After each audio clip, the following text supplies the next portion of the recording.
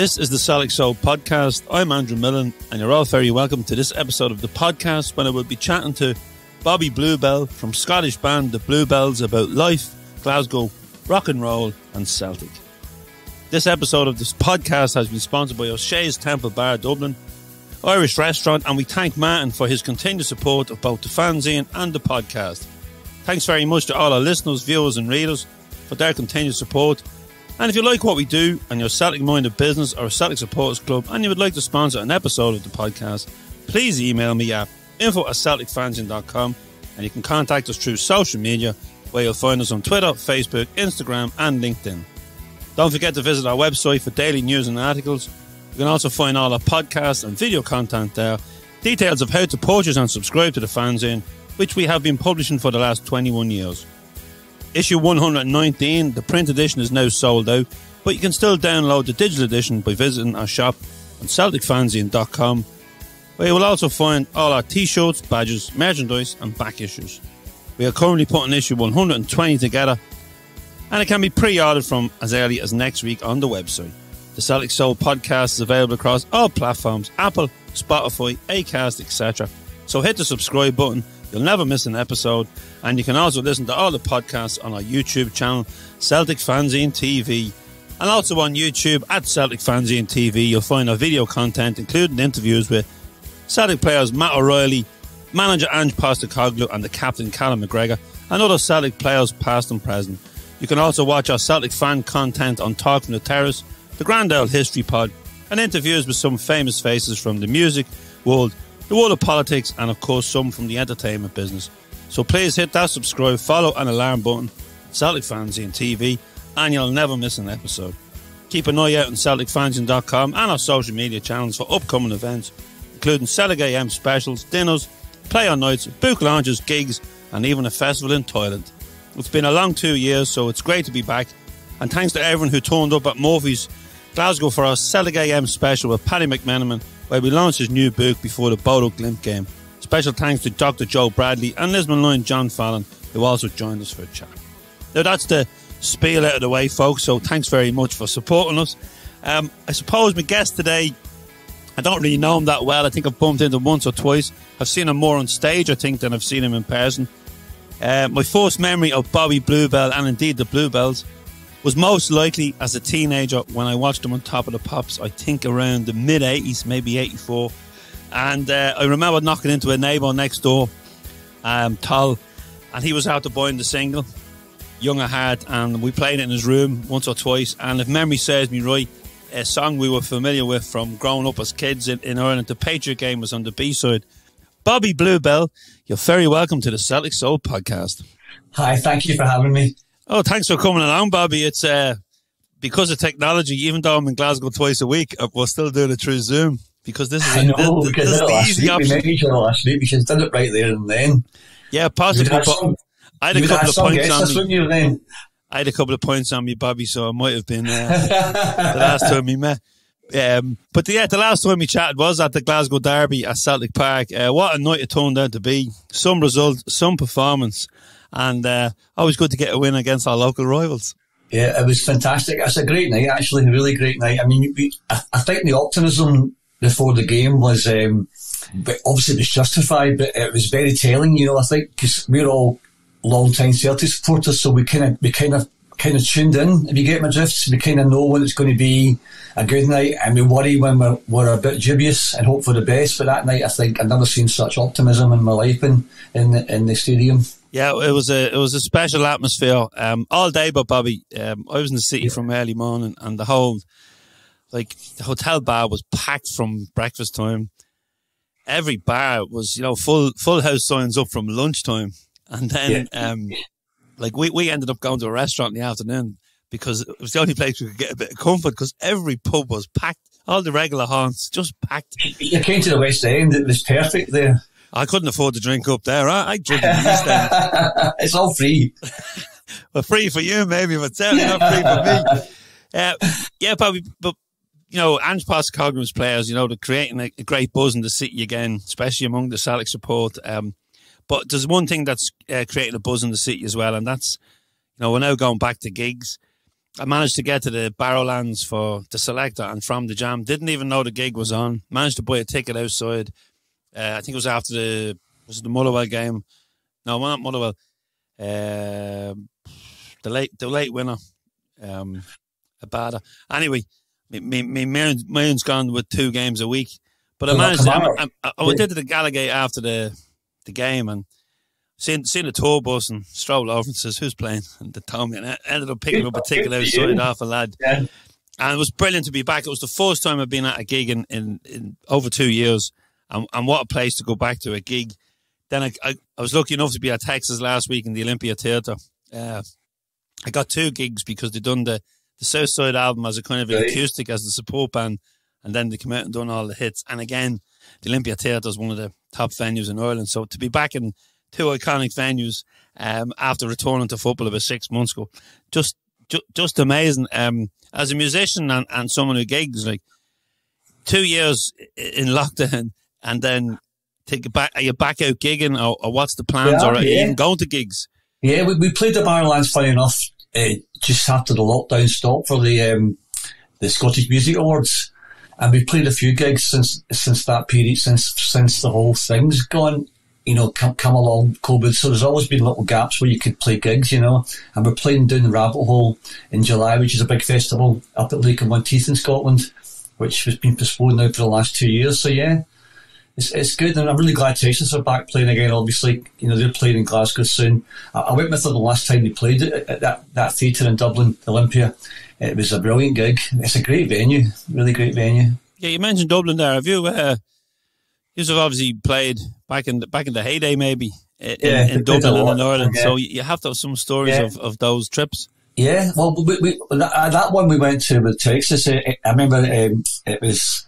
I was really shocked because that's where the Beatles played. It was a really famous Beatles venue, so that was one of the places for us. But when we played, I went there the last time was with Shakespeare's sister, and we did a tour around Ireland.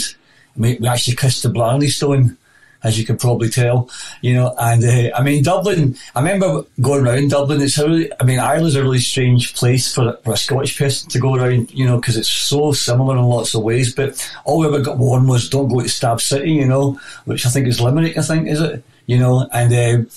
Limerick was brilliant, we also played as the Bluebells. We played the Ballybunion Bachelor Festival, which was basically a town full of priests in plain clothes, trying to cop off of anybody they could, including some of our band. Great golf courses too, of course. Yeah, you like the golf, don't you? Yes, we all like golf in Scotland, I think. I done the book launch with Paddy McMenamin last week, and Paddy's a massive golf fan, and I had to pull him up because John Fallon's a golf fan, and he was in the audience, and I'm saying, look, we didn't come here to talk about golf, because it's for me, it's this foreign thing. I can't understand why anyone would walk around a golf course. I was out playing with Fat McAvenny and John Hartson last week. All the football players are obviously mad for golf. A lot of the pop bands like Johnny played a long time in Texas, and obviously you get people like Lloyd Cole, So it's a very big thing in Scotland amongst golfers. I think I'd like to just go and maybe carry the bag around and listen to the likes of Lloyd Cole and yourself chatting about gigs and stuff like that. That's a big thing. And the big thing about golf is the chat, to be honest. It is the camaraderie. I would say very few of us are good golfers, but we're all very good at talking and writing. And writing, yeah, well, maybe. And do you see Lloyd Cole much? Because I know you see Johnny from Texas. He's coming over soon. I'm going to try and take him up to Loch Lomond and stuff like that. But he's over soon. He lives in America, so he's his tour's finally been given the okay to go ahead. So he'll be here soon, And Lawrence from the Bluebells, his son's an up and coming, highly tipped golfer. He got to the semi-finals of the British Amateur, Scottish Amateur, I think it was, during the last summer there. So fingers crossed for his career too, Yeah, brilliant. And I know Jordan McCluskey's son I think he plays in the blind team. He plays for Scotland on the blind team. Oh, wow. So yeah, I've read a few things about him, but it's a thing I never really. And it's funny where I live. I'm surrounded by golf courses. You have County Lead where they had the Irish Open.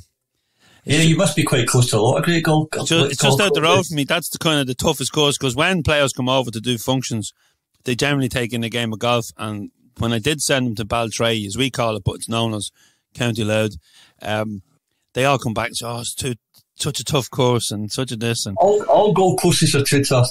They're all hard. Like I'm just about 5 miles here to the sea, so like there's obviously the links courses around me, the Sea Point as well, and then Bettystown. So, but as I said, you know, a good field you could graze good cattle on them fields, or maybe walk the dog instead of playing golf. Well, it's always the same thing. But just before the lockdown, around Christmas, Texas did a gig for the homeless in the SW3. I think that's the name of the venue. And, yes, that's right. And by the way, my son thanks you for getting him on the guest list to no problem. A rave DJ there recently, because usual gang of lads arrive in Glasgow, you know, think they can just buy tickets at the door, and then couldn't get in. But if you text messages went out and you got them in. Yeah, well, Johnny got them in, but I just passed the message on. But yeah, they were more than welcome. It's a great gig, a really fantastic gig. Oh, he loves the dance music. He's off now. He's heading to the beat to DJ for the summer. He's just got to do his final exams this next month. He's an electrician. So DJ exams now. If he passes his exams, he'll be going for 4 months. Because I think because of the lockdown as well, you know, I think just like 2 years of not having any gigs to do. And but in fairness, now he homed his craft.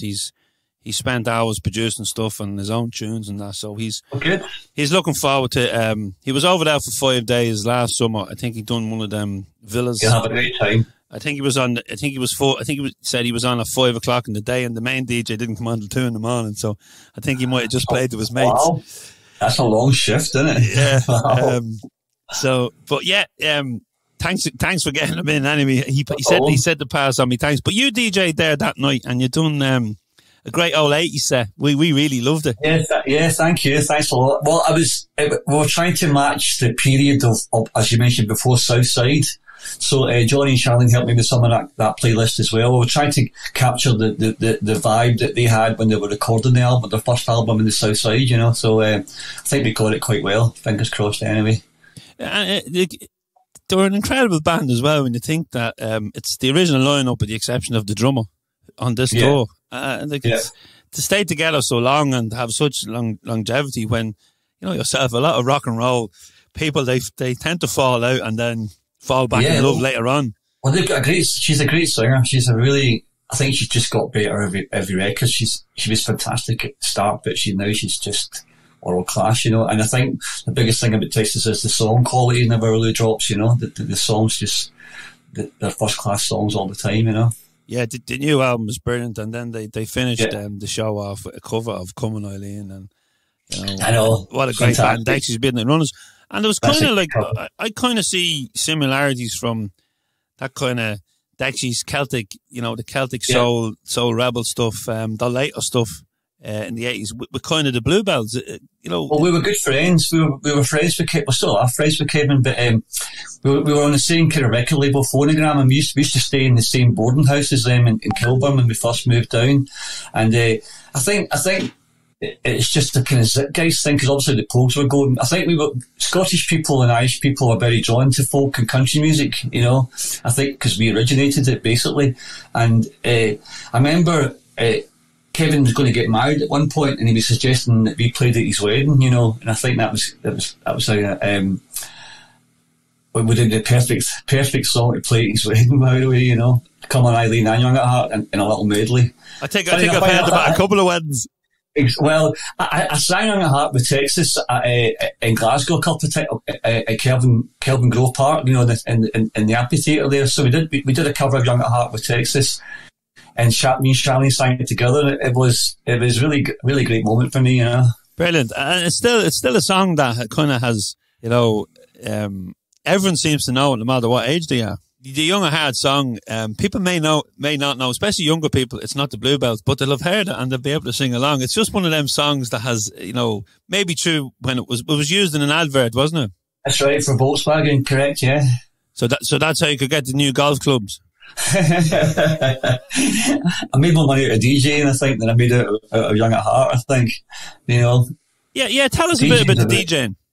Well, I was DJing since probably started a bit when the Bluebells first started, we played in a place called the Rock Garden, which is a bar in Glasgow, in Queen Street, and the owner there, we'd have parties there, so I started DJing at them, and then he asked me to DJ there on a regular basis, and then from there, he bought a lot of clubs like the Tunnel and the Volcano and places like that in Glasgow. So it just became like a sort of like, there was a kind of lull in the Bluebells between sort of like the early 90s to you know, for 10 years, and I just DJed all the time, maybe 4 or 5, sometimes 7 nights a week. So it's a great job DJing, as your son's about to find out, but it really keeps you in tune with, I love music and I love going to clubs, but I don't like dancing, if you get my drift. So the best job for a person who doesn't like dancing in a club is to DJ, really. Yeah, it's a great buzz. I DJ, and it's like, I suppose, I done it when I was younger, but I found it hard to get gigs with the music I played because, you know, the back here then, like, you know, it was trendy clubs and they wanted the local, the leading pop songs at the time, you know, the top 40. Glasgow's a very kind of house city and techno, you know, it's always been driven. Of course, you can throw in those kind of tunes into the mix, but in Glasgow, they dance hard, so you can't really, if you're doing the Arches or the Tunnel, you've got to keep folk dancing the whole time, you know, otherwise you're not going to have a job, really, you know. I think I've only been in the Arches once, and that was to see Toots and the Maytals, and that was... I was that guy. I went to see them there, maybe the same night. Ah, brilliant, yeah. It was a summer's night. We were on our way to Canada and we stopped for one night in Glasgow. We were flying the next morning and we didn't know Toots were playing, and again we had to bum our way into the gig. You've got the best life, haven't you? But we get in, that's a long time ago. I've lucky enough to see Toots a few times, and it's brilliant because I do a ska reggae club with a friend of mine. Well, we haven't done it since before the lockdown, but hopefully we'll get back.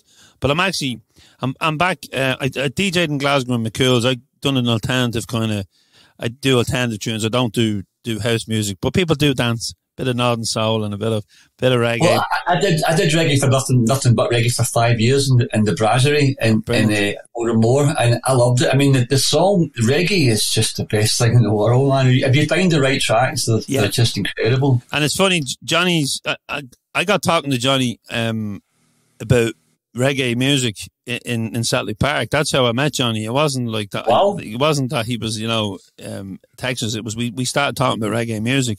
And he's come down to the club because it was reggae. So all the time I've ever seen Johnny go to the club. He loves it. Yeah. And he gave me this Studio One. It's like a lounge book for your table. The next game I met him, he gave me this book, and it's just this. It's fantastic. You know, if anyone that's into, you know, old ska or reggae, and they just every you know, you turn every page and it's just, and you're going, oh, I've got that album, or I haven't got that album. Now I need to listen to that. And with it's great now with technology, you know, YouTube and that you can go on and listen to these. But exactly. It's just like, and it was funny in between the South Side set and the, as I said, the rock and roll gig in the Olympia. My mate had turned around to me, the guy I DJ with, and he says, some magic tunes here, they're all covers, you know. And Johnny had put a reggae ska set together for the interval. And fantastic. I knew it was him. I knew it was only him because they weren't like, you know, they weren't a normal like floor fillers, if you'll say. There was a couple of tunes there that I was kind of going, oh, who's that? And it was brilliant. But I'm back I was in McCool's in the summer, and it was just brilliant to be back DJing. And then I'm back there in March, the day after Paddy's Day. But I got my first gig in Ireland. Yeah, brilliant! It's a Friday night, and I got my first gig this Saturday. I just got a text yesterday to see if I do a gig. Now I'm up at 4 a.m. to go to Hibs game, and I finish at 1. But I says I can't tone it down. It's like I do like dancing and making an EJ myself and that, but there's nothing better than going on and seeing someone tapping their feet if you're playing. And I've DJ'd to 3 people, like when you go into a place and it's full, it's such a buzz. Like, do you know the best bit of the night is always the start when there's no one there, and then people come in bit by bit, and you can just see them getting, you know, because at the end of the night when it's all packed, it's really hard to see anybody. But that thing you're talking about when they walk in and already they're moving, and it really makes you feel great. I think that, you know. Yeah, and sometimes in places that you like, this wouldn't be a room I'd normally be in, but you're kind of playing with your eyes at the start because you're watching who's coming in, you know, and you can you're trying to tell by how they're dressed or how they're reacting what music they might like, you know, to feel them into it. yeah, I'm looking forward to it. I'll be tired in Easter Road on Sunday, but I don't care. I'm just delighted to be back because it was just a long time to be doing, to be doing podcasts on Zoom and kind of living the life of a monk, really. But Johnny, I want to go back further now. We spoke there a bit about DJing, and I tipped on your music a little. Growing up in Glasgow. Yeah. Well, I was born in Govan, in Govan Road. My dad was a Rangers fan. He was, and my mum was Italian Catholic. So growing up till I was about, obviously I wasn't conscious enough about it, but for 4 or 5 years, my dad had quite a tough time. He worked in the shipyards, but in the end, it didn't matter at all. His friends stuck by him, and then we moved up to Creighton, which is just up Helen Street, really close to Ibrox. And my first ever football game was with my dad to see Rangers, when I was about 6 or 7, he told me, and like he said, it was funny, it was a cup game against Hamilton, and I didn't want to leave, he said, because I thought they got awarded the cup. It was only the third round, so we waited in an empty stadium because I wouldn't leave, But I went to a school called Lourdes up on Paisley Road West. So me and my friends, we all started to go to see Celtic about 9 or 10, and there was no problem with my father at all. He was quite happy with all that, When you say there, Bobby, that did he get hassled for being married to a Catholic? Yeah, of course, yeah. I mean, and then his family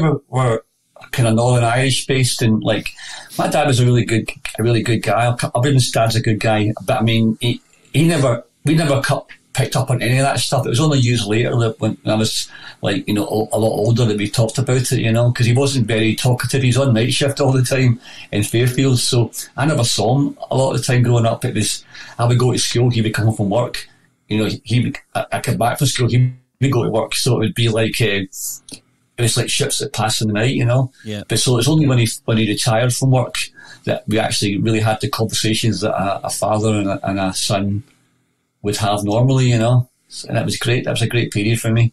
Yeah, and you said, you went to see Celtic at a young age. Like I didn't see Celtic till I was in my late teens and I was attracted by the Irish international players that were playing, the tricolour flying overhead. It was quite appealing to a teenager. Plus, there was also buses going through the town that were picking up to go to Glasgow for games. They weren't picking up for any other club. So it was like I had an older brother that was living in London, and he was going to games and sending me back fanzines and programs and stuff like that. And he brought me home the history of Celtic one Christmas and a book and a video. So, and that was kind of my stand. But I'm always fascinated, when people are just born into it. Or in your case, you were born into a mixed marriage.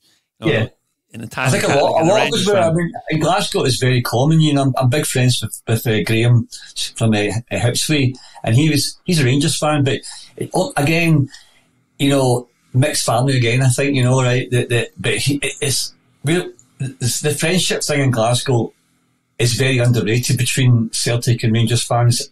People like to create this image of division, do you know what I mean? But it's, to be honest, right, I've rarely seen it, I know there's fanatics, but I've really been witness to it. I remember when I was 8 years of age, Celtic won the European Cup, and we lived in near Paisley Road West, and had to come back from the airport, from Albert Cinch Airport, and all the neighbours in my street, Protestant Catholics, Jews and Hindus, everybody were, right, came out and cheered the buses that went along, so unless I've got a false memory, but I didn't feel any of that kind of like animosity back then at all, even now I've seen it, but rarely experienced it, Yeah, well, I suppose the rock and roll scene is a mixed scene, always has been, and Glasgow was a melting pot of cultures.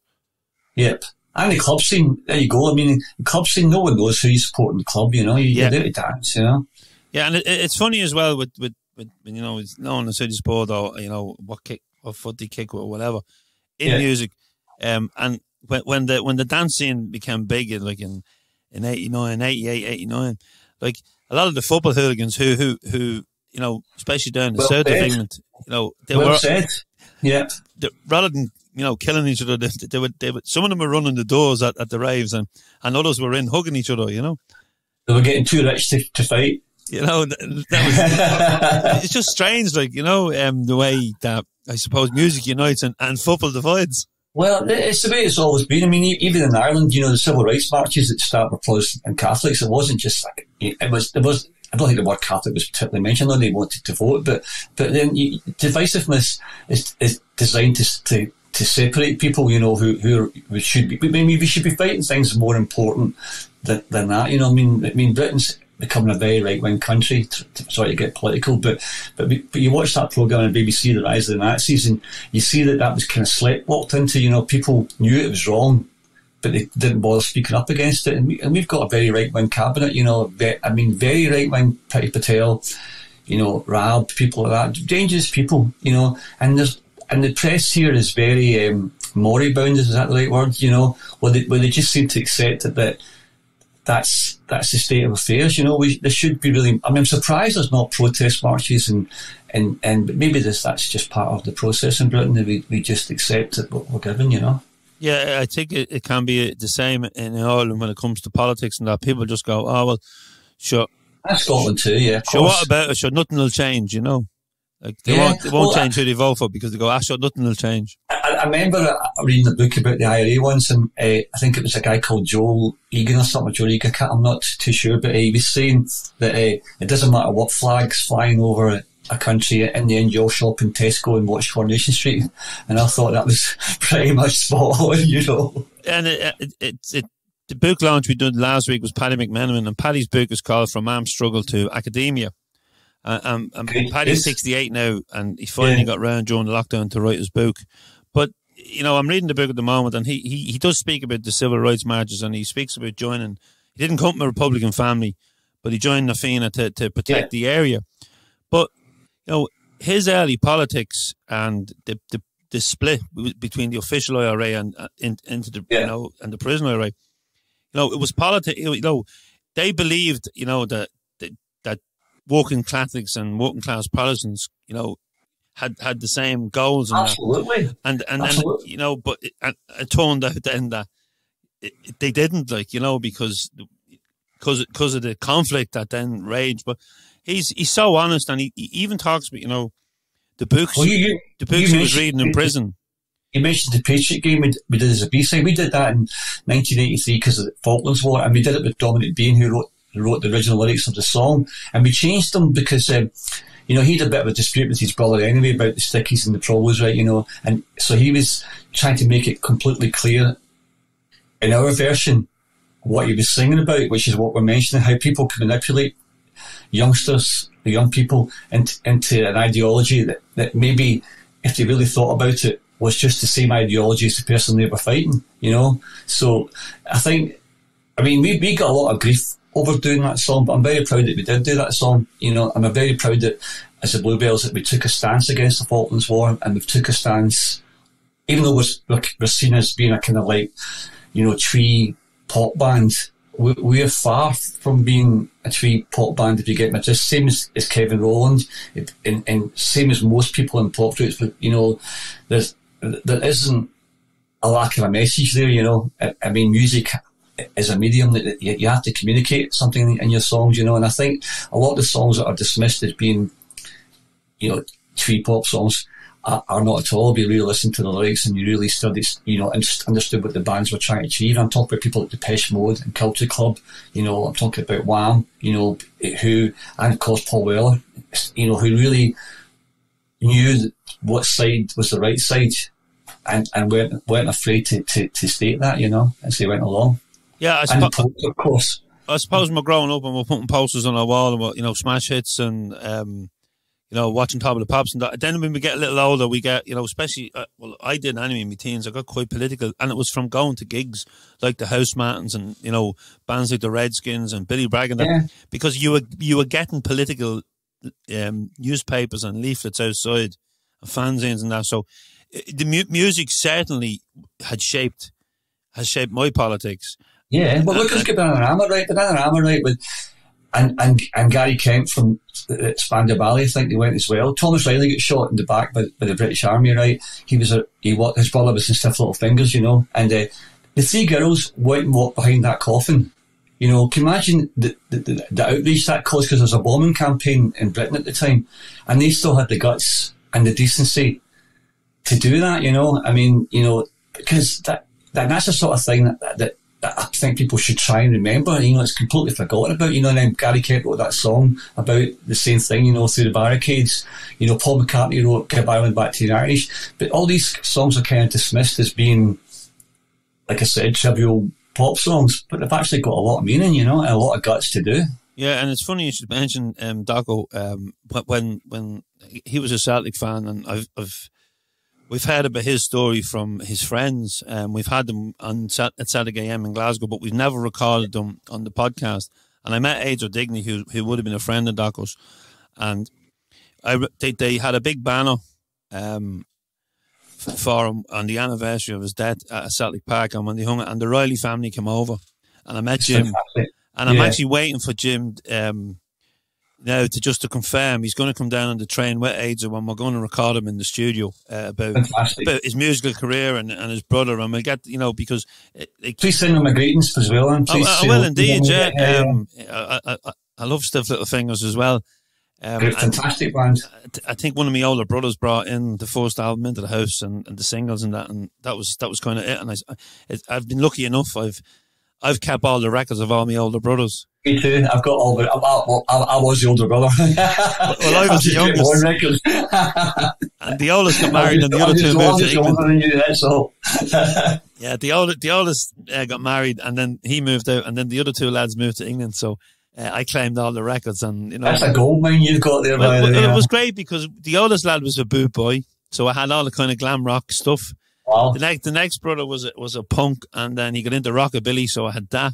And then the next brother was a mod, and I was into ska. So we had, you know, it was a great. I was all those things in one person. Yeah, but you know, it's only when you get older, you know, you put them all into, like when you're young, you know, you're into this music, and you're not into, you know, exactly. When you get older, then like you put them all into your DJ set because they're just good tunes. But yeah, so hopefully, Jim, and if you're listening, but you do listen, you know, you need to get them down because this is knocking on now a couple of weeks now. Yeah, get him on. Yeah, because he'd be a good guest. Now, before we move on to the Bluebells, just any early memories from Celtic? Yeah, well, it's funny because, I mean, we were talking about the other day, in fact, the day you were there when we were at the Old Firm game, you know, George Conley always sticks out, you know, for me, maybe because of the story of how it's quite a pop star story, you know. It's kind of like the flaming comet and then gone, you know, like that's very much a, you know, one hit wonder kind of thing, you know, pop star thing. And even I remember buying books about George Conley and trying to work out why he chucked it, you know, well, how could you become such a good player and then walk out of it so quickly, you know, but it was a lot deeper than that, you know. But he sticks out. But lots of things I remember things like when we were in the charts and the Jungle was still going, and people singing your name in the Jungle, you know, and feeling like dead chuffed because they played Young at Heart a lot at the start. We did the Celtic 1988 record, the Bluebells and a few other bands. We did the EP for them, you know, we sang all the old songs in a kind of modern way, you know, and I used to play that every half time, you know. So it was always a great feeling. But the biggest thing I remember, and we'll just talk this again, as I say another day, we really miss changing ends, you know, where you would start at whatever goal Celtic were shooting into, you would start there and then walk round, because it's a difficult thing to sit next to the same person for 6 years, you know, or in the same area. I think it's took a lot of the fun of football out of it, if you get my drift, you know, where you're a big gang of guys would go together and meet there. We'll meet you at gate 16, you know, or that gate, you know, and now that's kind of like you're all kind of spread out all over the place, you know. So I noticed what happened with the disasters and,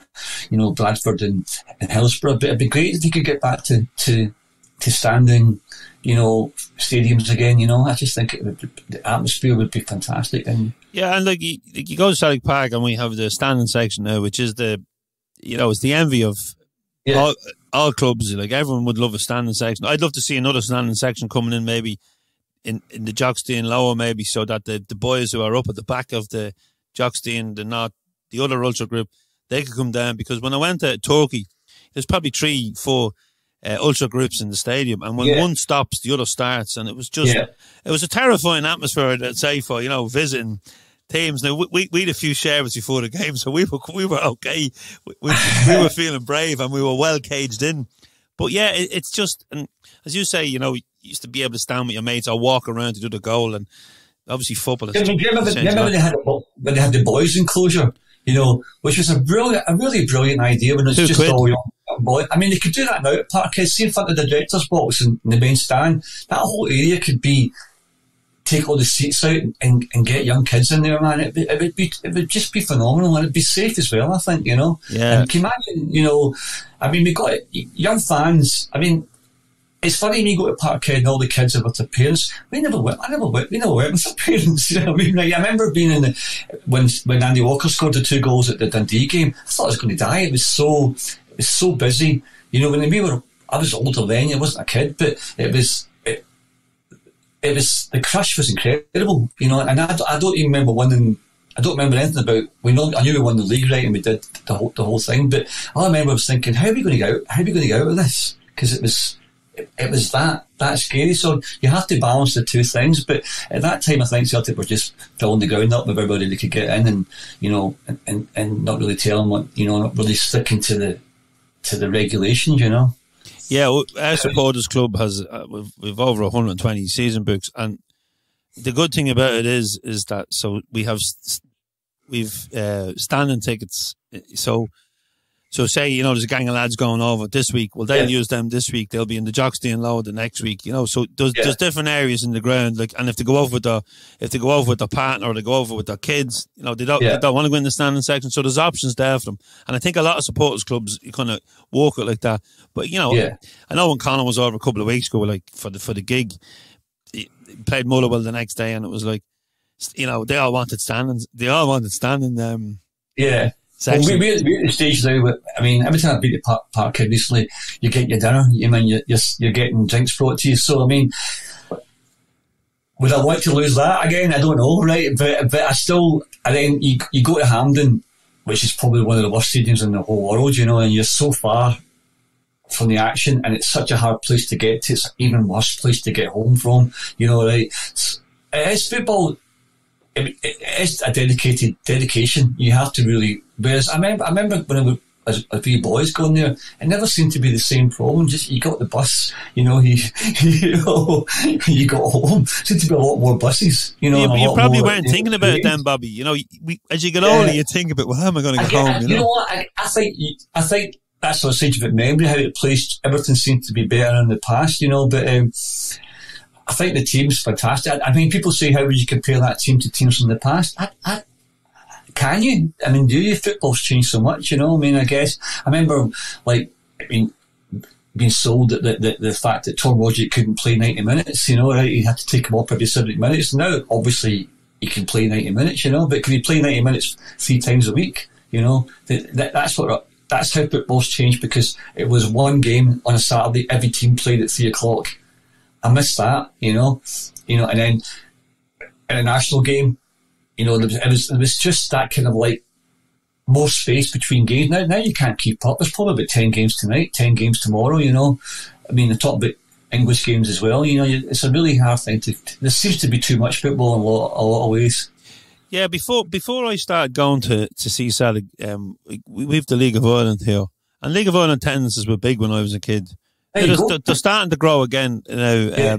I think I was reading an article this week saying that attendances were up last week because it was the first round of fixtures, because we've a summer league. We play different to Scotland, and that was it. And the only other football we got was the big match of the day. Yeah. And we also got a midweek game, so like midweek sports special and sports night. So we looked forward, and it didn't matter who, because I remember seeing Celtic and Nottingham Forest on sports night. Yeah. Highlights. I know I Celtic to me was, it didn't, in my early teens, apart from my brother having, Celtic wrote in the school bag, I didn't really know much about them. So you would look forward to Wednesday night to watch. Yeah.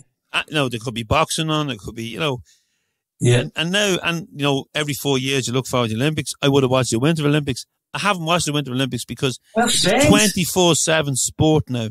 Yeah, a tyranny of choice, as they call it, and it's absolutely spot on, right? I've bought one of those things for this year because I had a good bag on them. You just get those ladders, where you put the team that got the table or down the table each week, and you would move it, and it's actually brought me focus right in. To see Rangers at the top there for a while, right, and now as you put Celtic, we were sixth at one point, right, to fifth, to fourth, to third. I quite like that whole vibe, I like knowing who the top scorer is. I'll tell you the difference, right, which I've noticed, right, in the pop world, I used to have top of the pops, right, so everybody knew who number one the charts were, right. No one in this country or the world knows who number one the charts are anymore, right. There's no top of the pops. No one knows. There's no goal. There's no European Cup for a young band anymore. You can have a young band like say in Glasgow called the Brontes, right, and they're doing really well, right, but they haven't got a top of the pops to get on, so all their friends and neighbours and their parents can go, look, that's my daughter, that's my son. And for a boy, like young boys from Govan and Ken Davis from Boswell, it was a fantastic achievement for us, because you felt validated. Your mums and dads would go to the shops and get people patting the back and going, oh, I saw your boy on telly, right?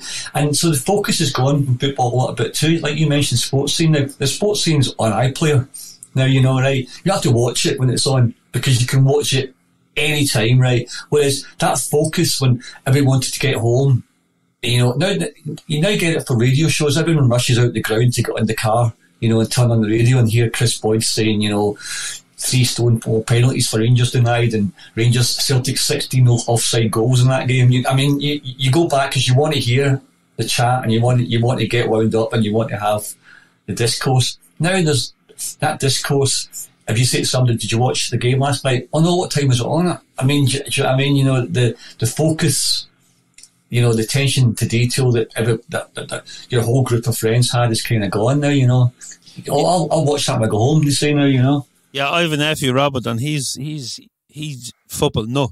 And I just said, how could you?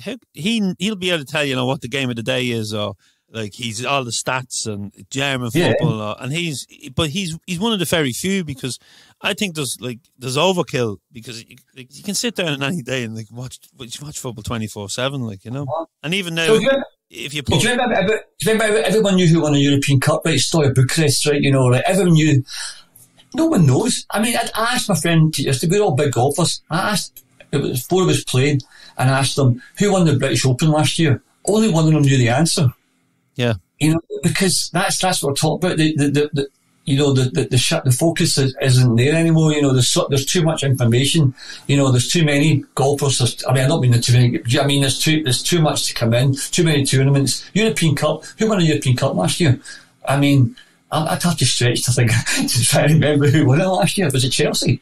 Yes. Won last year, yeah. So but I used to know every European Cup winner. I could tell you them all in order. Right? I could tell you many times who'd won the European Cup, and that I don't know if that's still the case now. I would doubt it. People look up Google now for that, I could name the great Liverpool teams of the 80s, but I couldn't name the Liverpool team now. We all know the Celtic team off by heart, I know the Wembley team that beat England off by heart. But that's the things that again, you can't even remember. It's a tough one. I remember Andy Walker, obviously saying, winning those games, and you remember the Martin O'Neill area in Seville and the whole thing, which was a really great period of football as well, Still paying back the loan. I know. They're coming back. You said it. Football's coming home. Oh no! Don't tell me. I remember going to a gig in Finsbury Park in London. Madness. Tusen the Maytals, Desmond Deco, Rico Rodriguez, Space, and Catatonia. What a brilliant gig it was, right? Yeah. But I didn't know when it was going. It was kind of England's going away. It was. Wow. I think football's coming home. It was that year, right? You sing that song, tell the truth. Everybody was singing it, and in between the bands and that, it was a bizarre gig because you had a London band, obviously Madness, so they're the headline band, Finsbury Park, outdoors, what a day, sunshine. But then you had, 3 Jamaican bands, a Welsh band, and a Liverpool band. And fantastic. From talking to the Liverpool people I know, a lot of them don't follow the national team. So this was, whoever had done the lineup was going, they weren't really thinking about England football's coming on.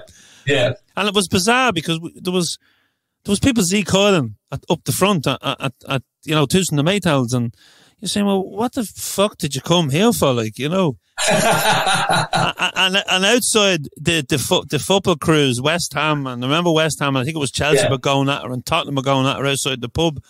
And it was kind of like, I was saying, like, it's not like a gig in Ireland where everyone's just there to enjoy themselves. Like, you know, there was just so much going on everywhere, like, you know. Yeah. So football certainly came home that time anyway, because I was in, and it's funny, I think that I was my stag party, we went to Ayr to a scooter rally, and England played Scotland that day. It was a Saturday, a really sunny day, and England played Scotland that day. So it's not very often I support Scotland, but I was supporting them that day in the pub. Well, thank you. We all support Ireland, by the way, so there you go. Well, we'll be playing each other twice this coming year. So I have a bus over for the game in Glasgow. So we'll have it. We're hoping that it's still alive for both teams. Then it will be. I don't fancy Ukraine away this time, but might not even be on. Might be playing Russia. Right, Bobby, but no bad jokes. Or a part of Russia. The Bluebells is kind of the main, you know, focus of your it's your life. You know, you weren't born Bobby Bluebell. You know, you became Bobby Bluebell. Just tell the listeners the rock and roll story of the Bluebells. Well, it's that I was working in an architect's office when I left college, and I was starting to go and see bands of my own, you know. I was just going to see things like, it was like punk bands were starting up, you know, but Glasgow wasn't a really great place for punk gigs, so it used to be a bus from Bruce's record shop. It would take you out to Paisley to two venues there to see bands there, so I started going on the bus on my own. But I realised from going to Bruce's that there was fanzines in the shop, that people wrote their own fanzines, and it kind of dawned on me that if I had a fanzine, I could get into the gigs for nothing, you know, right? And I could meet the bands. I could say, I've got a fanzine, can I interview you? So I did, and then the guy I was working for had a photocopier in his office, but he was never there. He was always away doing jobs. So I was in there on my own. So I realised I could do the fanzine in the office, print it, take it out to Bruce's, sell it, and go to gigs. So that worked really well for 4 issues. And then about the 4th issue, we were running out of bands to write about because there wasn't a lot of bands in Glasgow, so I started making up bands myself, you know, like inventing bands and saying that this band's great. And one of them playing up was called 007, and I met people I met Johnny from Auld Images at this point, and Jerry's brother was a manager, and Claire I'd known from school, from my friends from school, and so I was doing this, and a guy called Alan Horn, who had a label called Postcard Records, said, Hodgie, who's that band that you got in your fanzine?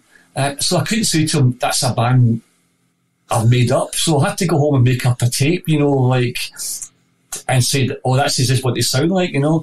So I borrowed a drum machine off a guy called Davey Rudden, who was in a band called Endgames, and I had a guitar at home. So I made up this kind of song called She Hates Travel, but I just put out the words of a magazine. It was about Frank Sinatra was talking about Ava Gardner, saying that they split up because she hates travelling, you know, right? So I more or less sang the words of that, and I gave it to Alan.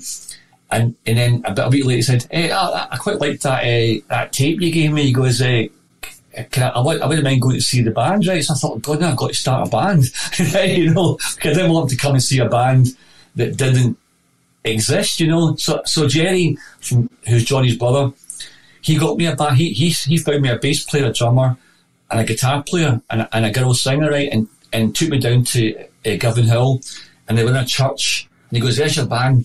Right, so we rehearsed, and our first 2 gigs were supporting Auld Images at the Bungalow Bar, and we were called the Oxbow Warriors, right? Jerry gave us that name.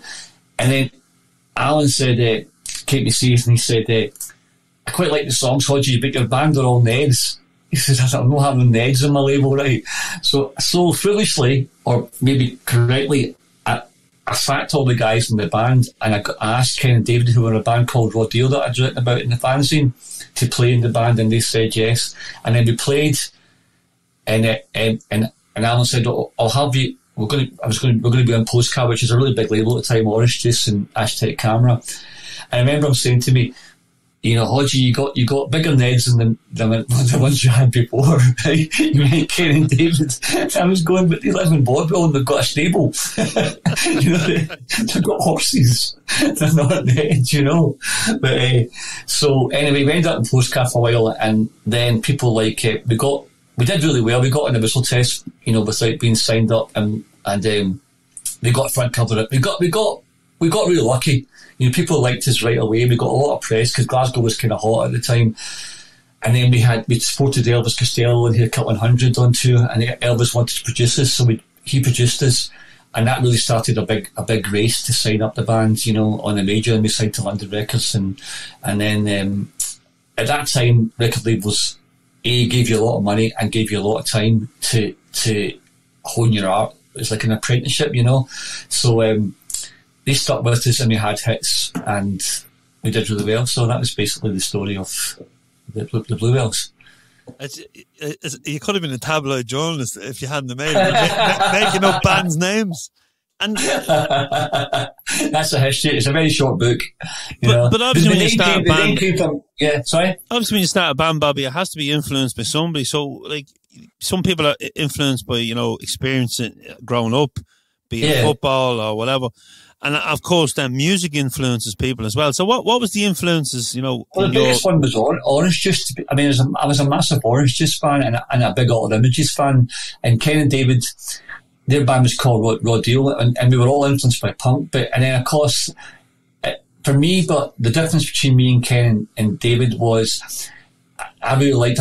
I was a bit older, so I liked bands like the Velvet Underground and the Birds and Big Star as well. So they hadn't really heard of those bands. I hope I'm correct saying that. But so I brought that influence in, and Ken and David brought in, obviously the folk music, because their father was big friends with Dominic Bean, and they brought in, that kind of harder edge. Ken's a great singer, so and David was a fantastic drummer. So they brought in vital components, and together we managed to create our own kind of sound eventually. At the start we were very, very basic. Like I said, very like Orange Juice, very like, Auld Images, very, just beginning to learn how to do it. Well, me especially, and the guitar player Russell, and Lawrence, the bass player. We hadn't been in bands before, so we were just really, really working out how it worked, But we did it very quickly. Yeah, because I suppose, as I said earlier on, everyone was labels, ska, punk, new wave, heavy metal. But in that period, Dexy's kind of, mixed soul with kind of folk and the fiddle and stuff like that. Yous mixed, that kind of punk attitude with folk, where and we said where the influence came from, and the Pogues had mixed Cayley music with punk. Yeah. So all of a sudden, this was, opening up. It's a very good way of putting it. It's absolutely correct as well. And fascinating, right? And when I heard the Wakes in Glasgow, the band The Wakes, I thought, wow, this is great, because at the time all the bands in Glasgow, with maybe the exception of Shabine, who although they were doing rebel music, they had that kind of, they had that punk attitude, whereas the drum and the bass was coming into the music in Glasgow, the Blarney Pilgrims stuff. But the Wakes then took it. I thought they took it in another direction. Then they introduced that kind of that punk anti-fascist attitude with this folk and songwriting. And they made a decision, that they weren't going to play pubs. They were going to start playing venues and become a rock and roll band. And good for them. Yeah. And for me, obviously the Pogues were a bigger band than the Wakes, but the Pogues were the London Irish, and no one ever really called a Glasgow Irish sound. And I think the Wakes are, but it definitely, and maybe unknown to themselves, they've definitely been influenced by Dexys, the Bluebells. I recognise that feeling on the top, but they've just, what's happened, a lot of bands, because I've been around bands for a long time, there's a certain moment you get the kernel of the realisation that we're quite good. And then the confidence kind of surges through you, right? And that takes you, that gives you the boldness to try push in a direction that's your own, whereas you don't feel safe. You don't no longer have to play a cover song. You can move into your own song because you think, this is a good song. This is as good as a song that as we're covering, So they've probably got to that point. I've seen a lot of bands do it, like, all of a sudden they have the courage. Simple Minds is a great example.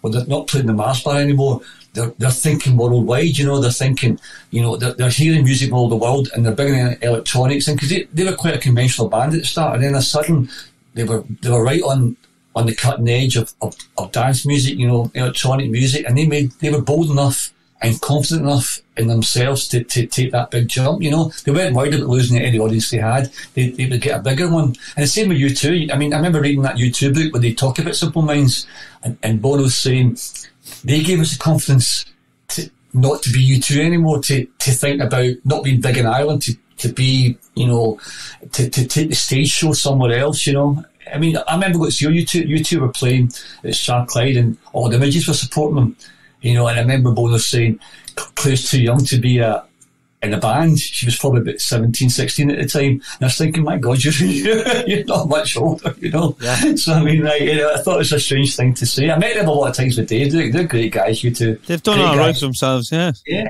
You know what? They're totally undervalued at the moment. People have got a big thing about slagging off Bono for being, meeting George Bush and put his hat on a plane to visit the Pope, I mean. But they forget how good they were. I mean, it's not worth knocking them, man. They've made some fantastic records. And history will prove that, back then, especially, when albums were on tablet pops, and you had to sell records to be, Yeah. But now it's more live, isn't it? Because of streaming. But like, people voted with their money for U2, and I've seen U2 a couple of times myself. I'm not a massive fan now, but I have seen them a number of times from the 80s right up to recently. But you mentioned Simple Minds there, and in Ireland, like, there's loads of bands never made it outside Ireland. And we had a venue in our hometown Drogheda called the Boxing Club, and they all played there. On the way up, they became big in Ireland, and some maybe in America. Like the Cranberries were massive in America, but they all played this venue. So we were so lucky to see every Saturday night we seen a band, and 9 out of 10 of them, 9 out of 10 of them, and you didn't care who you were going to see, because it was the only venue in the town that had a live rock and roll venue, and it was a shithole. They sold large bottles of Guinness, Smithwick's, and Harp, or you could get a Penryn Black. The toilets were tiny, and they were flooded generally. It was a tiny little stage, but like, everybody played there, and on the way up, and then a lot of bands playing on the way down as well. A lot of the punk bands, so there was that as well.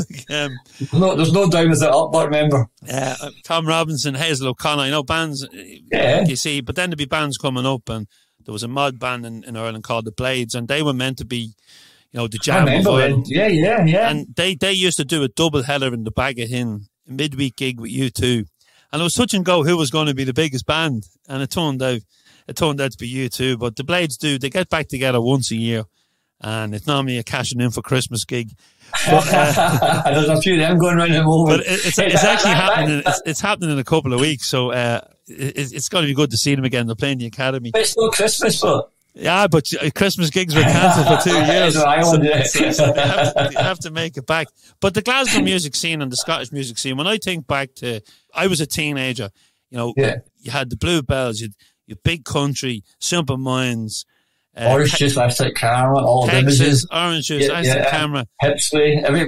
You had so many bands. Like there was, like, you can understand now, that why so many of them got signed, because there's so many good bands. Like do you know what helped it a lot?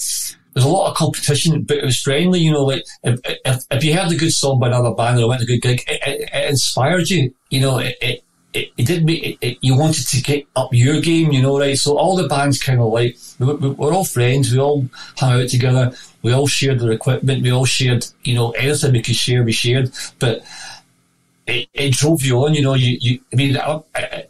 my band now, we've got a Campbell from Hashtag Camera, we've got Douglas from Article 58, right? We've got, we're kind of dead, obviously, but so we've got all the guys in our band. We played with James Kirkmore, just all the guys in our band we've been friends the whole period of time, you know, at mixed label, of course, from Bougie, and so it's great now to be all in the same band together, and like I said, there's not a lot of angst, you know. I mean, maybe in the mid-80s when we were all in the charts, it was a bit more bitchy, maybe, you know, for the right sense of word, because the press magnify. I can make a joke to you and say, like, you know, Skin's a terrible singer, right? Because he's not a terrible singer. But if you put that in print, then people might think, there's no context of how you said it, you know. You might, obviously you're joking. By the way, I never said he was a terrible singer, but he's a great singer. But you get the point I'm making. You can speak a joke about your friends, and you know it's a joke, but in cold black and white print, it looks quite offensive, you know what I mean? So that's the thing that you have to be careful about, you know. Like I said, people slagging off U2, I mean, that's a crazy thing to do, really, isn't it? You know, a band that sold that many records, and I mean, that song one alone is just one of the best songs ever, you know. So yeah, and like the likes of U2 with the success, there would have been a roll-on effect that a lot of young bands in Dublin and in Ireland would have started off, because they kind of would have looked, if they can do it, we can do it. And absolutely. Probably the same in Scotland as well, because like, failed to mention Deacon Blue, and like, there's so many. Like, and don't forget, U2 were probably doing the same thing that Orange Juice did to us,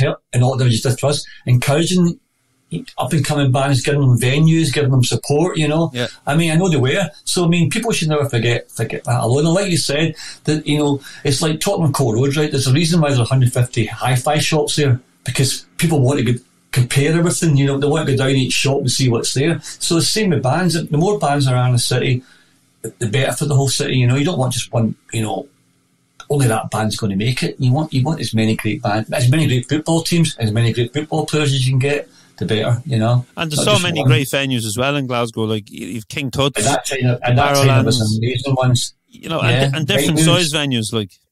Yeah, it was Glasgow's a great place, but I would say that era is probably as close as you're going to get to Liverpool in the 60s is what Glasgow was like in the 80s, because it was so compact. I'm sure London has the same feeling at the punk time, but like I said, Glasgow, I mean, I can think of being in the Rock Garden in probably say 1982, and I was saying nearly every person in that bar got a record deal. You know, every person who was just in that bar drinking started a band who got a record deal, and that's probably 150 people, you know, at that scene who are forever involved in the music scene. We've been involved in the music scene 40 years later, and none of us thought we'd last 4 weeks.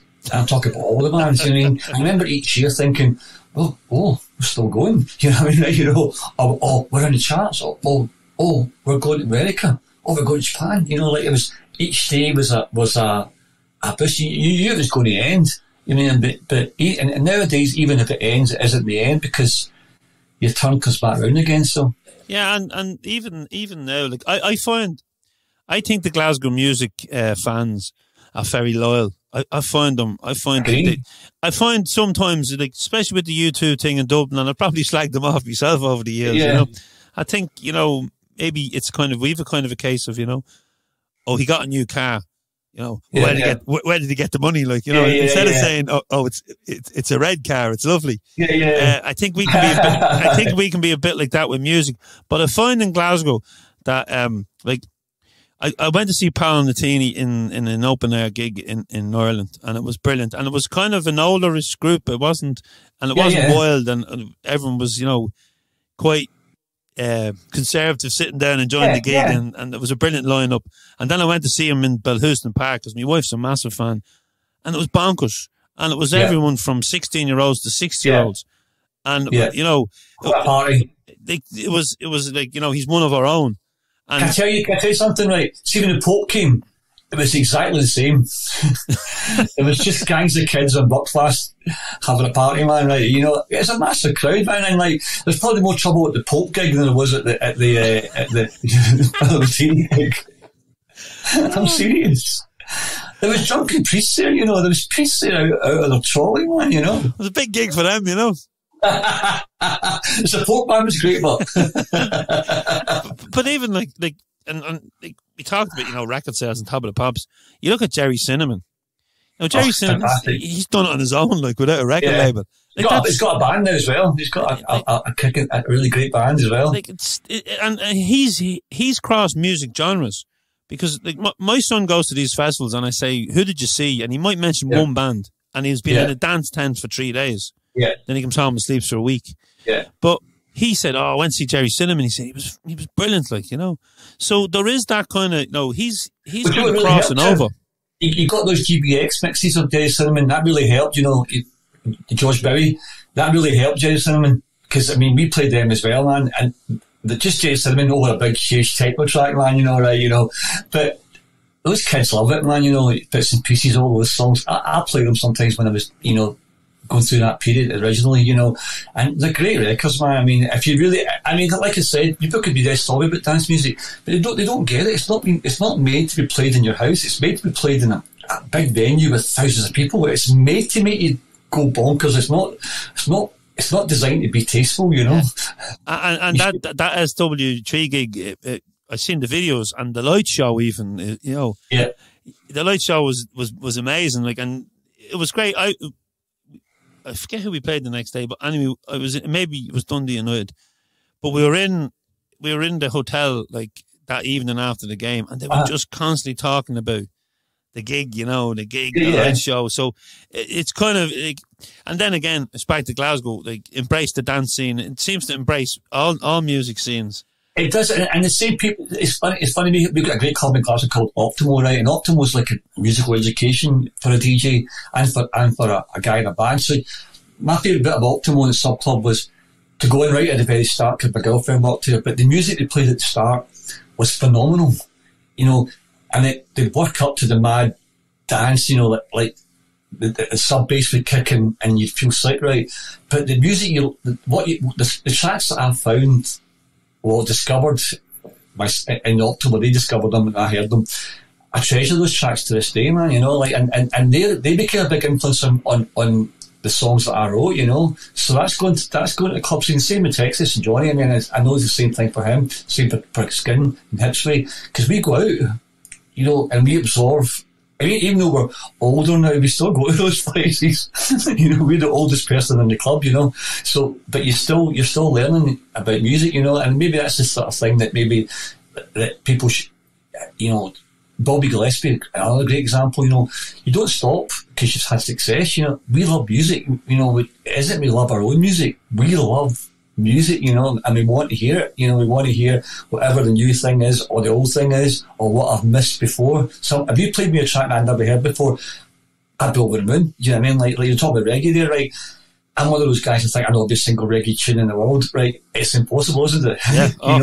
Always new one to discover, and that's like Andy Weatherall's another fantastic example of that. Andy Weatherall put on the first Bluebells gig in London, and years later, he's probably 17, 18 at the time, right? But you stay friends, and then to watch him progress. Obviously, sadly he's gone now, but he never stopped listening to records for 1 minute. And he would play anything if he liked it. He didn't care if it was U2 or Gilbert O'Sullivan. He probably didn't even look at the label.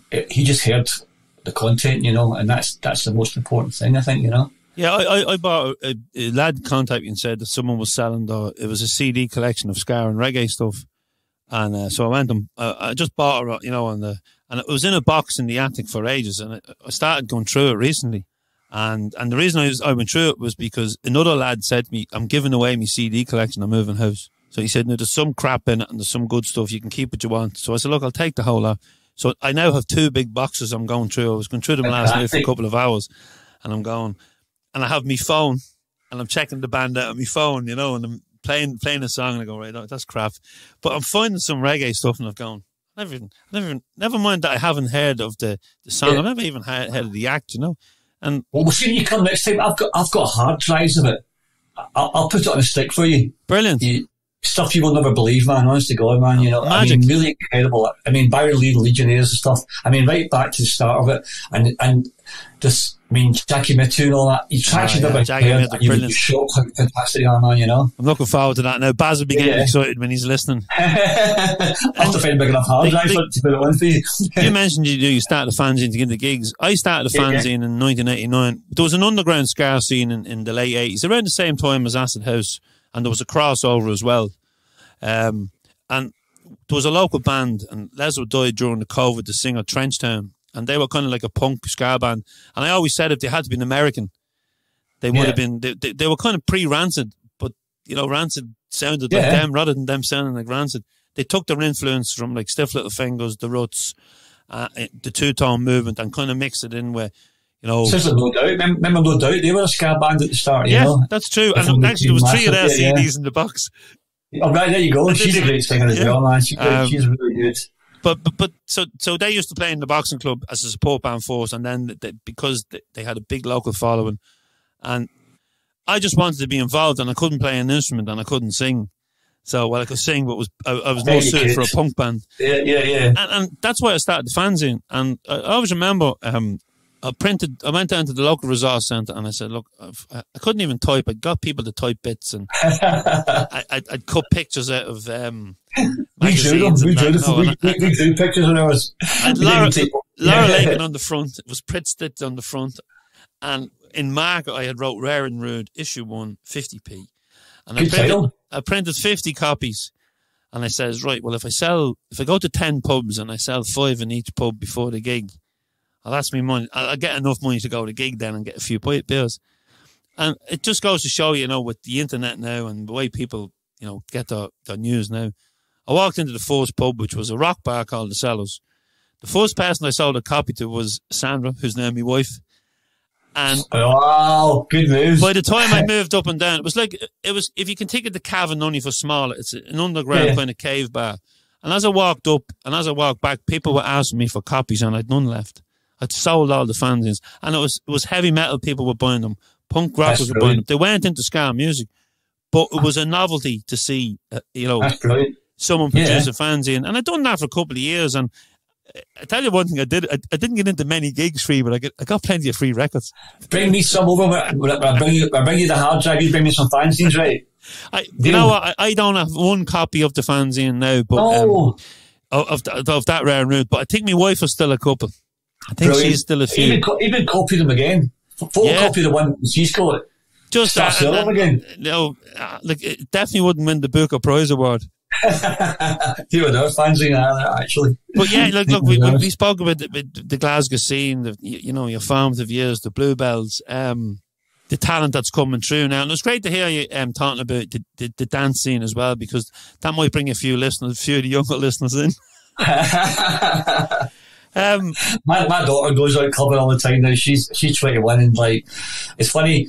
I remember when my daughter was probably about 11, and she was playing this song with the Doors, right? And I came in and goes, "Oh, that's the Doors." And she goes, "How do you know about them?" I goes, "Well, there's a famous band." And I goes to the singer's dead. He died in 1968. And she goes, "What do you mean he's dead?"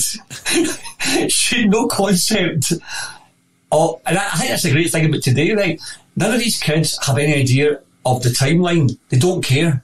You know, they don't look at, they don't have any slaves. They don't care. They press their button. They go on YouTube or Spotify or TikTok, and they just hear a song. And whereas we were obsessed with the details, when that guy was born, when was his first record, you know what I mean? You know, when was his, we studied music. Nowadays it's just, I like that song, and that, I think that's kind of great as well in its own way, you know. They don't care about who's in the band. Yeah, and as a visitor to Glasgow on a regular basis, you know, from my start going to Glasgow, it's a massive football town. Massive football is everything to most people in Glasgow. It's a massive music town because there's great venues. Yeah, and you know, and even like, you know, you can see some of the pub singers in the pubs and that, and like, you go to a gig, you know, you'll enjoy it, but you go to some of the pubs and the music and entertainment may not be, you know, top of the pops, but some of the characters you'll meet in now. It is a city full of, you know, It's just Dublin. I mean, Dublin is an adventure town too. I mean, I know it changed a bit, but I was there last time I was there. I thought it was very different, But again, we were going there in the 80s. It changed a lot then. I'd had DJed in a few places. That guy had that big Ron McCullough built a club in Dublin. The guy's father was the president, I think, at the time of Ireland. What's his name again? I can't remember the guy's name, but it was a really, really brilliant state-of-the-art nightclub, Was it the Tripod? I think it was a big broken glass wall. At the end, it was all broken glass. The design, very plush place. I mean, we used to go to that place, Lily's Bordel, a lot as well. Aye, that was quite famous. The girl was in there all the time. The girl from that band, she was in there all the time, man. It was a great place, man. It's a really great place. Yeah, we kind of take the Dublin for granted because we live in a kind of a town 30, 40 miles away. Yeah, we have our own little scene, but we do, generally you have to go to Dublin to see the bigger bands or, Droghera's really, I always say, Droghera's a weekend town. It was called The Point, wasn't it? The Point, was that the big venue? The Point is the big venue, yeah. I think it's called the O2 now or the Tree Arena or... And we went to see Leonard Cohen playing in the Parkway. That was a brilliant gig as well. That's right, he played in Kilmainham. Kilmainham, didn't he? Besides Kilmainham Jail, actually, that's another place full of history in Dublin. But that's what I see Glasgow as. I see it as a place of football, music, full of characters, right? But, you're from there. What is Glasgow to you? Well, I've lived in Glasgow my whole life. I had about 3 or 4 years in London. Was basically the only time I didn't live here. I mean, I've been lucky to be all over the world. It's funny because, I think everyone who comes to Glasgow is shocked at how good it is. I mean, we've got a Batgirl film here at the moment, so you've got all your actors here, right? I think they'll be shocked at how Glasgow's got a really bad reputation. I don't know why. It's been violent or dirty or all these things that's thrown at Scotland. That we're always the worst. Never the best. But I mean, Glasgow's a fantastic place to live. And then as you mentioned, all those bands you mentioned, the football teams, the stuff that's come out of Scotland and Ireland. It's phenomenal, and England, of course, as well, right? But Glasgow never seems to get the what would you say, the kudos. Edinburgh's more pretty, London's bigger, more wealthy, Ireland's got a better crack, But yourself when you come over here, right? Have you ever seen any trouble? Once in a blue moon, But it's the vibe comment. And the energy. No comment, Ireland. But despite the danger, it's a really fantastic place to live, right? And I think what we've all got from Glasgow, I know there's rich people and poor people in Glasgow, but I think there's not really a class structure in Glasgow where people mingle everywhere. Maybe I'm wrong, but I think that's definitely a socialist thing. And I think Glasgow, despite what you might hear in the press, is a very socialist country. I know people keep saying, "Oh, Glasgow's really conservative," or "Scotland is really conservative," and we should stay in the union and blah blah blah. I mean, this and that, and it's all grouse hunters and guys in tweeds. It's not. It's just Glasgow's Scotland. I would say around the world is known as being socialist. James Connolly, the whole, Keir Hardie thing that began here. Right? We had people in the Politburo in the Soviet, government from Glasgow. Right? I mean, Scottish people went to Ireland, as you well know. English people too, Roger Casement. And the American Revolution, full of Scottish people. So I mean, it's not we don't accept things. We try. I think we're very creative and progressive thinking country, right? And I'm always upset when I see that rubbished in the press, say, or TV by people who are also Scottish, where it seems like they feel obliged to run it down. I mean, independence or non-independence, fair enough. Personally, I'm pro-independence, right? I'm pro-United Ireland. I'm not afraid to say, but I'm definitely 100% pro-socialist, right? I mean, I think if Britain could be the country I hoped it could be, and then it wouldn't be a case for independence, there wouldn't have been an Irish Home Rule movement, that people aren't stupid, they don't want these things because they want a flag or a national anthem, or they want these things because they want their life to get better, and 68 countries in the world have Independence Days from Britain, right? It's not like Britain's doing something right, it's, Britain should be doing something right. That's the problem. That's the thing you want, that we all want to happen. Oh, I've got political. That's no problem. With football and with music, one thing that unites us all, it's either the team we follow or the band we go to see or the DJ we go to see. And both football and gigs, there's no class structure there. You can go to a game of football and everybody's the same, whether they're on the dole or they're a millionaire. Yeah. They share the same passion for the team. Yeah. They kick every ball, and they go to a gig, it doesn't matter how much money you have, you can still dance. Yeah. But aren't you dead proud of Celtic, how they began? What they began. Just think about it. How old are we now as a club? Over a century old, right? When we began to feed starving children, and here we are in 2022, and we're struggling to feed starving children. So you tell me what's changed, in that time, right? Nothing's changed. The most food banks in the modern world are in Britain, right? I mean, people we rely on charity for lifeboats, rely on charity for cancer. Other governments take our tax money and spend it on that, right? They don't have charity. They have well-run countries that take care of people who are. We strive in this country to reward the entrepreneur, right? Or the richer you are, the more rewards you get, right? And the harder you struggle and the harder your life is, or the tougher your body, your body's broken down, or if you've got some sort of like disability or mental disability, the more you're abandoned, right? And any government in the world any government I aspire to have would think, let's help those people. That's the ones we should be helping, not people living in squalor, right? In the 21st century in Britain, one of the richest countries in the world, we had oil, we had everything going for us, and yet we've got, now after 70 years, we've got the highest taxation, we've got the lowest standard of living in 30 years, and no one thinks that's a problem. They'll think, oh, well, and in COVID, apparently COVID's defeated, but our Queen's got COVID. Right? Are people blind? Are people not noticing, the fact that everything that guy, they're telling you is virtually a lie, there isn't. They take all the money from the Russian government into the Tory party, and now they're talking about us, or you might have no gas because we're going to put sanctions on Russia. What happened to our gas? What happened to all the things that we had of our own, So these are things that I mean, you talk about bands in football. People join bands because they were poor, or they had no prospect to get a job. They started, became boxers, and became football players. Right? That is all working class history. That's the myth, right? Right? Well, basically that's not true, is it? Right? People have to make a living, right? I remember that, no one really wants to work if they can avoid it. What they really want is a job they work at, they really enjoy, right? My dad didn't want to work in government shipyards in a boiler in the middle of the night, night shift from 16 till he died, right? He didn't want to do that, did he?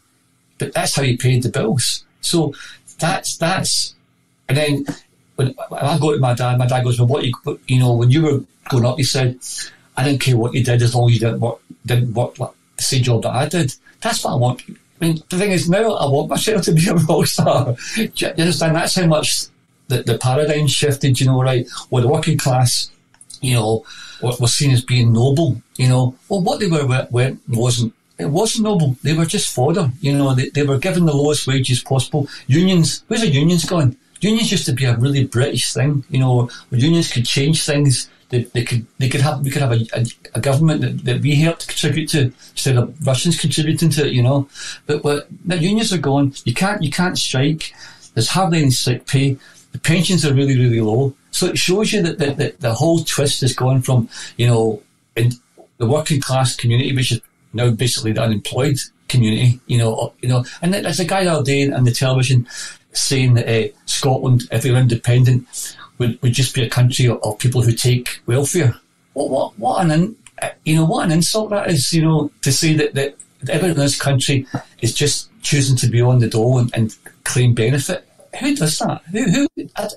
It's so hard to be on the dole anyway. It's almost like a sort of like university course to fill in the forms.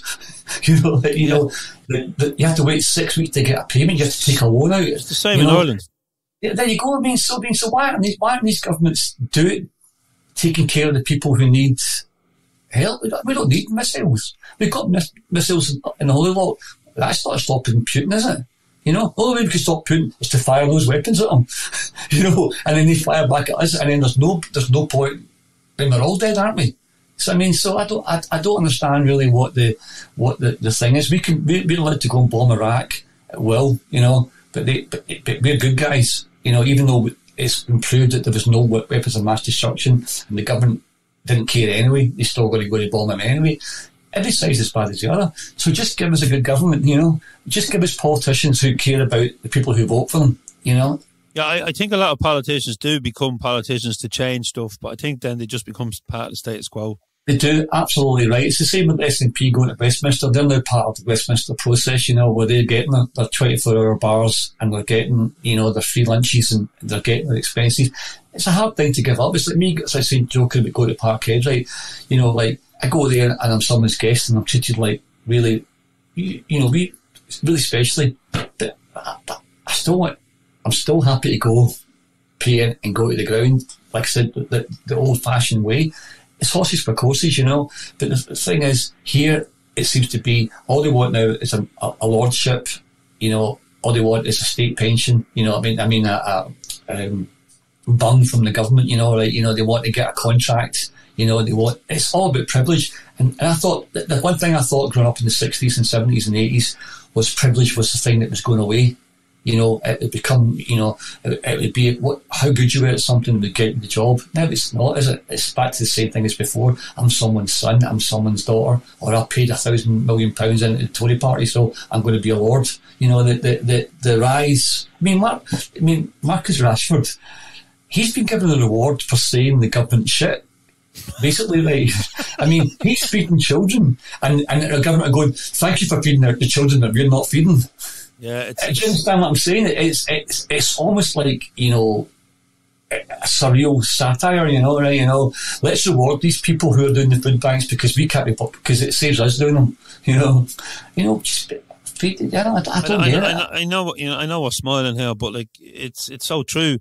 And Bobby, just before we finish, do you think that the music and the lyrics, that you grew up with, because I certainly do, they're so relevant now as they were back in the 80s.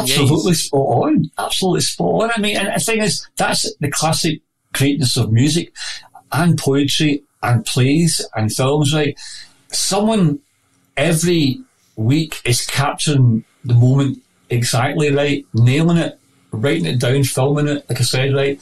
And every time you hear it, you realise that's exactly the situation that I'm in. I remember when I was growing up, right, there was a great song by Gilbert Sullivan called We Will, right, and the lyric was, in the morning we'll all go downstairs and eat our cornflakes, right? He's an Irish guy, by the way, Gilbert Sullivan. If you ever get a chance to listen to that song, every lyric in it is everyone's life. If I ever think of my childhood, that song always takes me there, right?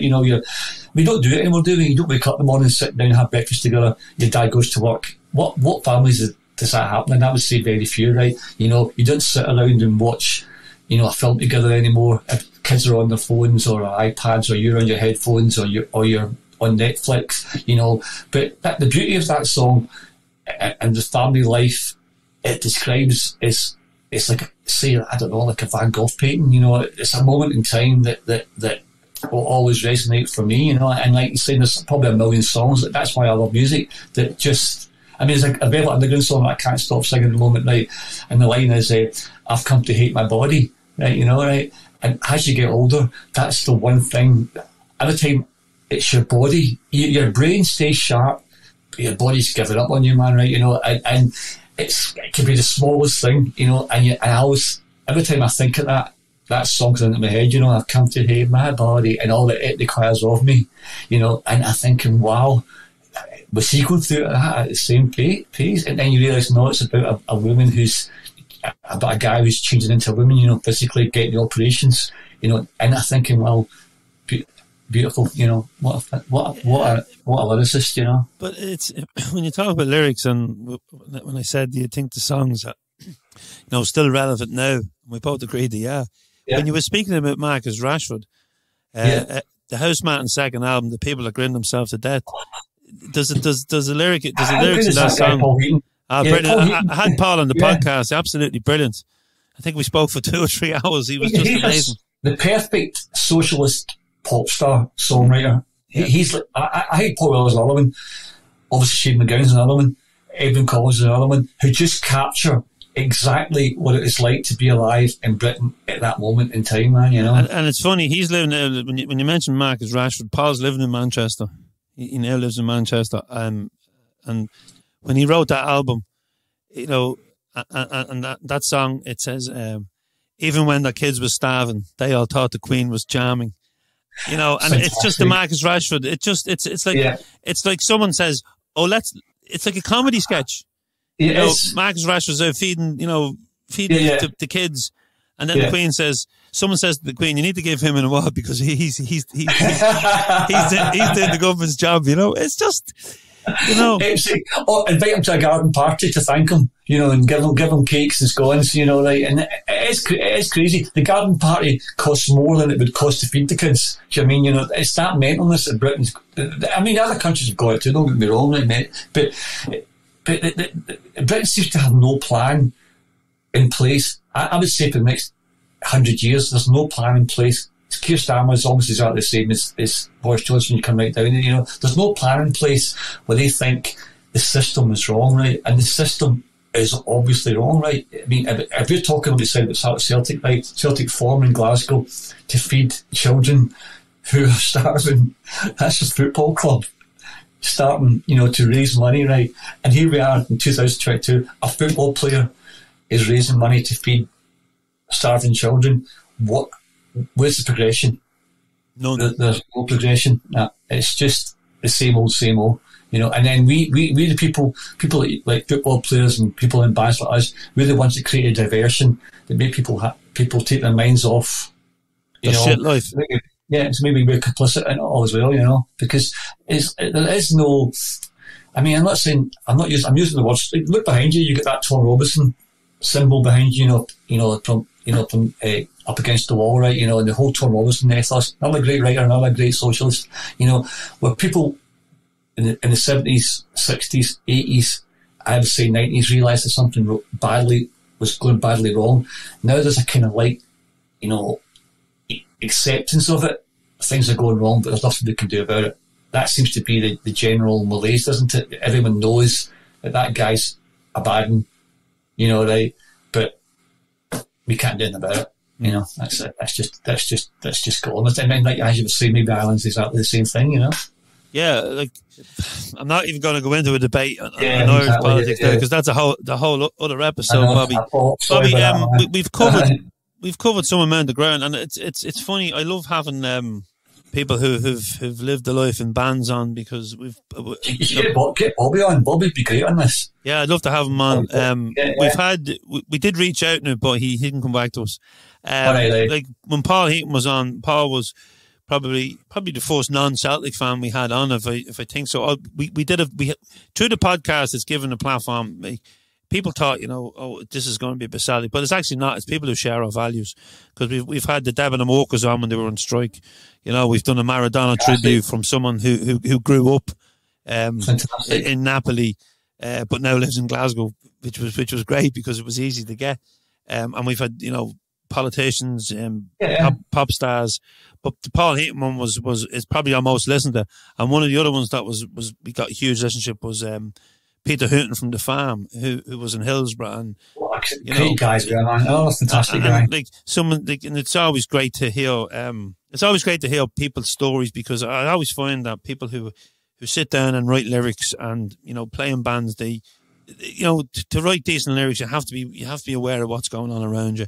And sometimes I interview footballers, and football is their life. You know, they were working class, they became footballers, and they made money, and then so they didn't really. Whereas I find with some of the bands, people that were in bands, or you know, even the likes when we had Paddy McMenamin, man, we got a great listenership for that, because Paddy was a prisoner in cages, and he'd something to tell, you know, and how he progressed himself in education at 50. I'd like to, and his book too, you mentioned too. His book is brilliant, Bobby. I started, and it's one of them ones, and Alan Thompson's just arrived in the post today. Thomas sent me one, and I'm going, you're going to have to wait, Thomas, because this book is Paddy's. He was at the game. He was at the game the other day. I seen that. Yeah, I seen him below. Yeah, I'm in contact with Thomas. I him in Glasgow a lot as well, man. He was crazy, man. He lives right in the West End as well, man. You know, good fun. He's a good one. Not, no, he does. What was he singing? He puts his karaoke thing. I've been in karaoke's with him. I forget what he sings. I think it's Blue Jeans or something. You know, Blue Diamond. Yeah, Forever so, in Blue Jeans. I think that's his Paddy piece. But listen, Bobby, it's been brilliant talking. Thank you so much for taking time out to chat to me. As I said, listeners, if you like what Bobby's talked about, check out Peter Hooton and Paul Heaton and the likes on the podcast. Thank you so much for letting us into your Celtic Soul. And we'll catch up soon in Glasgow, and I look forward to seeing the Bluebells for the first time live on stage. I let me know when you're coming. I'll give you that hard drive of the reggae stuff. Okay. I look forward to that. If you see Johnny, give it to him. He'll give it to Mikey, because I meet Mikey at most games.